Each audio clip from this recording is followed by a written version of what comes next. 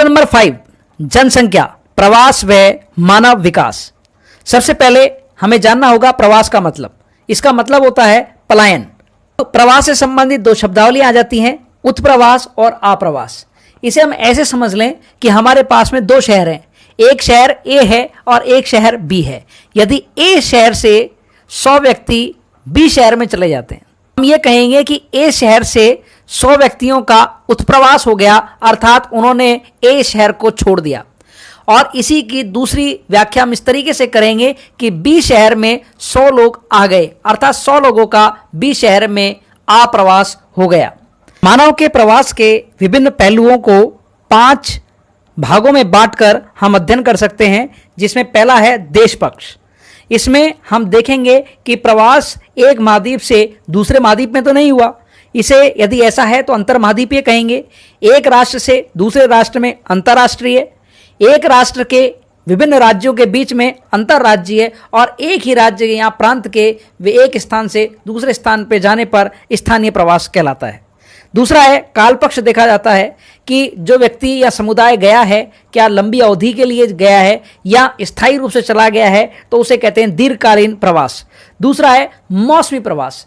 किसी मौसम विशेष में या ऋतु विशेष में, या जब रोजगार नहीं मिलता है तो रोजगार की तलाश में कई बार व्यक्ति और उनका समुदाय एक स्थान से दूसरे स्थान चला जाता है और पुनः अपने पहले स्थान पर लौटकर आ जाता है। ऐसे प्रवास को मौसमी प्रवास कहते हैं। और ये थोड़ा सा करेक्शन कर लें, ये जो स्थानीय प्रवास लिखा हुआ है इसकी जगह दैनिक प्रवास होगा। दैनिक प्रवास का मतलब है बहुत से लोग एक शहर से दूसरे शहर अपने रोजगार की तलाश में या शिक्षा प्राप्त करने के लिए जाते हैं और शाम को या रात्रि को वापस पुनः अपने मूल शहर या मूल गांव में आ जाते हैं। ऐसे प्रवास को दैनिक प्रवास कहते हैं। तीसरा पक्ष है कारण पक्ष, कि प्रवास का कारण क्या रहा। प्रवास का कारण भौतिक रहा, क्या पहाड़ी इलाके से मैदानी इलाके में आ गए या मैदानी इलाके से पठारी इलाके में चले गए, ये है भौतिक प्रकार कारणों से प्रवास।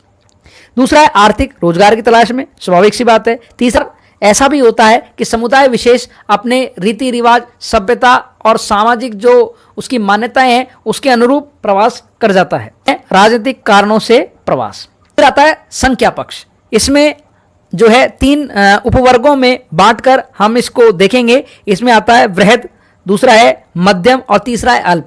जब बहुत बड़ा समुदाय माइग्रेट करता है, एक स्थान से दूसरे स्थान पर जाता है, तो उसे वृहद प्रवास कहते हैं। जब संख्या जो है औसत रहती है तो उसे मध्यम प्रवास कहते हैं, और जब कुछ ही व्यक्तियों का पलायन होता है तो उसे अल्प प्रवास कहते हैं। एक इसका स्थिरता पक्ष भी होता है कि जो प्रवास हुआ है वो स्थायी रूप से हुआ है या अस्थायी रूप से हुआ है। आइए आगे बढ़ते हैं और विश्व के प्रमुख अंतर्राष्ट्रीय प्रवासों के बारे में। 2 प्रमुख रूप से हैं, पहला है यूरोपीय प्रवास और दूसरा है एशियाई प्रवास। सबसे पहले यूरोपीय प्रवास, यह विश्व का सबसे बड़ा अंतर्राष्ट्रीय प्रवास है। यूरोप से प्राय 5 करोड़ लोगों का यूएसए में प्रवास हुआ। अब देखा जाए मोटे तौर पर तो यूरोप से जो प्रवास हुआ वह 2 प्रकार के जलवायु कटिबंधों में हुआ। पहला हुआ उष्ण कटिबंधीय क्षेत्रों में, जिसमें उत्तरी अमेरिका, दक्षिणी अमेरिका के तटवर्तीय क्षेत्र आते हैं, वह दक्षिण पूर्वी एशियाई देश आते हैं। इन इलाकों में व्यापारिक फसलों लेकर जो है प्रवास हुआ, यानी अपन कह व्यापार कमाने के उद्देश्य से लोगों ने जो है यूरोप से प्रवास किया। दूसरा है शीतोष्ण कटिबंधीय क्षेत्रों में प्रवास। जैसा कि आपको पता है, शीतोष्ण कटिबंधीय जो क्षेत्र है वहां आज भी विश्व की अधिकांश जनसंख्या निवास करती है, क्योंकि यह निवास के बहुत ही उपयुक्त जलवायु दशा है। यहां पर स्थायी प्रवास हुआ और इसमें प्रमुखता से यूएसए, कनाडा। आइए अब चर्चा करते हैं एशियाई प्रवास के बारे में। जैसा कि हमें पता है कि मानव की उत्पत्ति मध्य एशिया से भी मानी जाती है, और मध्य एशिया से ही उत्पत्ति के बाद लोग चहुं ओर फैल गए, अन्य क्षेत्रों में प्रवास कर गए। जैसे चीन से प्रवास दक्षिण पूर्वी एशिया ही देशों में हुआ, जापान से प्रवास अमेरिका में हुआ, भारत से उसके पड़ोसी देशों की ओर प्रवास हुआ। और यहाँ एक और महत्वपूर्ण बात है कि भारत और बांग्लादेश के मध्य जो प्रवास हुआ है वह विश्व का सर्वाधिक जो है प्रभावित क्षेत्र माना जाता है। अंतर्देशीय प्रवास, यह अंतर्देशीय जो प्रवास है यह पुनः 2 भागों में इसे बांटकर अध्ययन करते हैं। पहला है अंतर प्रांतीय प्रवास। यानी एक देश के एक राज्य से दूसरे राज्य में प्रवास। यहां पर जब अपन बात कर रहे थे उत्प्रवास और अप्रवास की, तो आपको बताया था किसी स्थान से चला जाना यह है उत्प्रवास और किसी स्थान पर आ जाना वो है अप्रवास।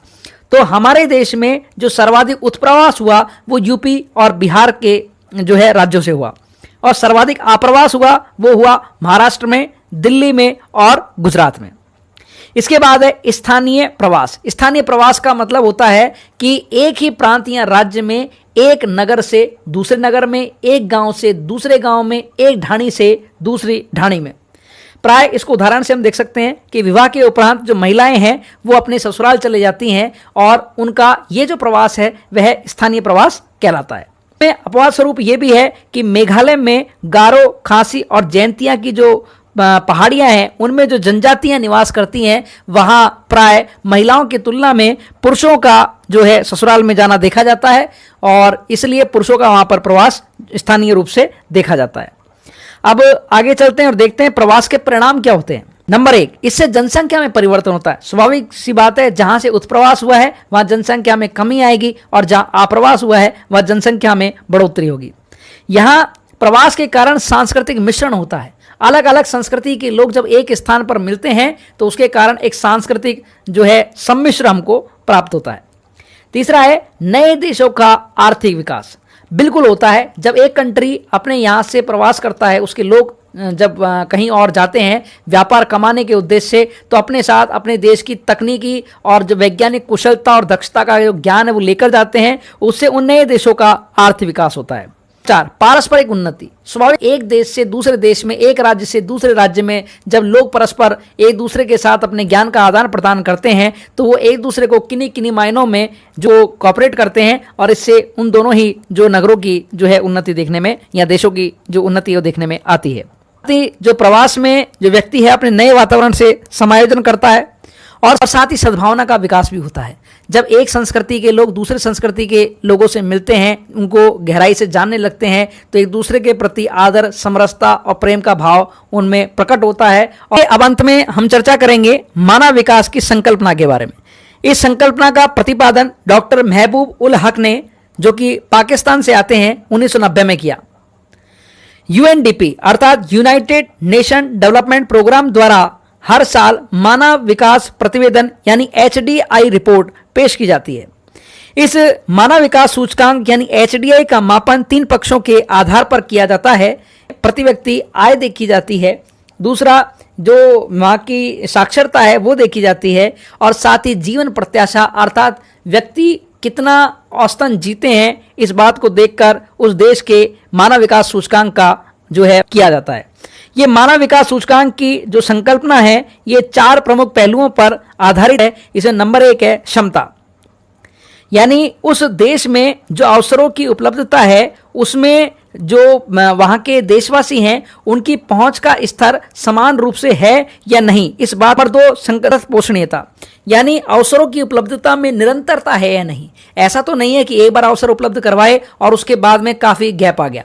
के बाद में तीसरी संकल्पना जो कि HDI का आधार बनती है वह है उत्पादकता, यानी मानव की कार्य क्षमता को बढ़ाने में उस देश का क्या योगदान है, इसे भी पहलू बनाया जाता है। इसके अलावा जो है सशक्तिकरण भी देखा जाता है, अर्थात विकल्प चुनने की जो शक्ति है वहां की जनसंख्या में कितनी है। 2013 के जो आंकड़े हमें विभिन्न देशों के प्राप्त हुए उस आधार पर जो है वो प्राय 3 कैटेगरी में बांटा जाता है।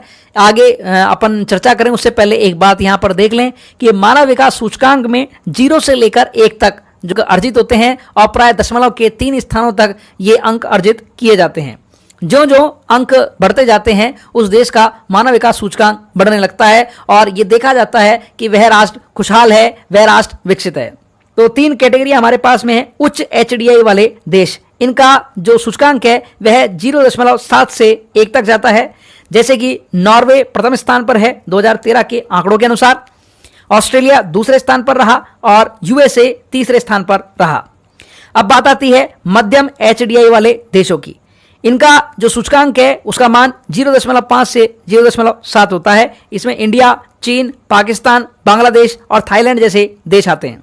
पर आता है निम्न HDI। इनका जो सूचकांक का मान है वो 0.5 से कम होता है और इसमें नाइजर, चाड, नेपाल, म्यांमार, अफगानिस्तान जैसे देश आते हैं। एचडीआई की रिपोर्ट 2013 में आई, उसमें भारत को 186 देशों में 138वां स्थान प्राप्त हुआ और 2016 के जो आंकड़े हैं उसमें भारत को 131वां स्थान प्राप्त हुआ। 2013 की रिपोर्ट के आधार पर हमारे देश में जो वो सर्वोच्च एचडीआई प्राप्त राज्य है, इसके बाद दूसरे स्थान पर दिल्ली रहा और तीसरे स्थान पर हिमाचल प्रदेश रहा। प्रथम स्थान प्राप्त करने वालों में बिहार, उड़ीसा और छत्तीसगढ़ रहे। और हम आशा करते हैं कि आपने पूरी तल्लीनता के साथ हमारे साथ यह सेशन बिताया होगा और यह सेशन आपके लिए कैसा रहा इसकी प्रतिक्रिया कमेंट बॉक्स में जरूर दें। यदि हमारे प्रयास आपको पसंद आ रहे हो तो हमारे चैनल को शेयर करें, लाइक करें और सब्सक्राइब करना ना भूलें। अगली क्विक रिवीजन क्लास जल्द ही आपके लिए हम चैनल पर लेकर आएंगे। आप चैनल को विजिट करते रहिए और हमारे साथ लगातार बने रहिए। और सबसे अहम बात, कठोर परिश्रम करना ना भूलें। हमारी तरफ से all the best, keep working hard. Thank you. जय हिंद, जय भारत।